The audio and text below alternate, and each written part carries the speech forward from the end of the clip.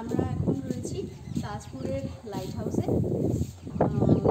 এটা তাজপুরের যে নতুন একটা মোহনা তৈরি হয়েছে, বেশ ছবিতে দেখতে পাবে সবাই। তো সেই তাজপুর বিচের যে মোহনাটা হয়েছে, তারপরেই ওখান থেকেই দেখলাম একটা লম্বা এই লাইট হাউসটা। তো সবাইকে জিজ্ঞাসা করে করে আসলাম। মৌচাক রিসর্ট বলে একটা রিসর্ট আছে তাজপুর বিচ থেকে বিচের রাস্তা ধরে আসার সময়। সেই মৌচাক রিসর্টের ঠিক পাশ দিয়ে একটা মোরাম বেছানো রাস্তা এসেছে। সেই রাস্তাটা দিয়ে ঢুকে আমরা এই লাইট হাউসটার মধ্যে এসেছি। এখান থেকে কিন্তু বিচটা পুরো এখান থেকে দেখা যায়।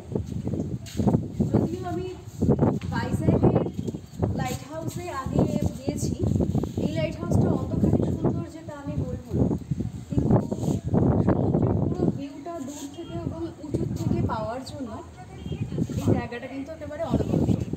এখানে ঢোকার জন্য এন্ট্রি ফি লেগেছে 10 টাকা, যদিও কোনো টিকিট কিছু আমরা পাইনি।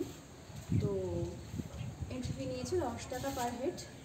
আর উঠেছি এখানটায়, আরও উপর অব্দি ওঠা যায়, কিন্তু এই অবধি আমাদের উঠতে বলেছে, এরপরে ওঠা বারণ আছে।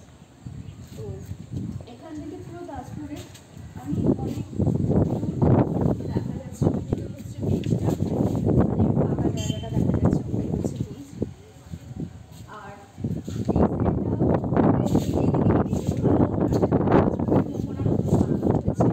সুন্দর পার্ক মতো বানানো হয়েছে। সেই মোহনা দিয়ে আর ওই দিকে দেখা যাচ্ছে ব্রিজের কাজ চলছে, হয়তো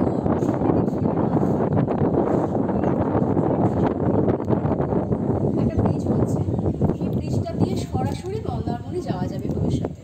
খুব তাড়াতাড়ি ব্রিজের কাজ শেষ হয়ে যাবে, তারপরে তাজপুর থেকে মন্দারমণি যাওয়ার জন্য এই ব্রিজটাই ব্যবহার করা হবে।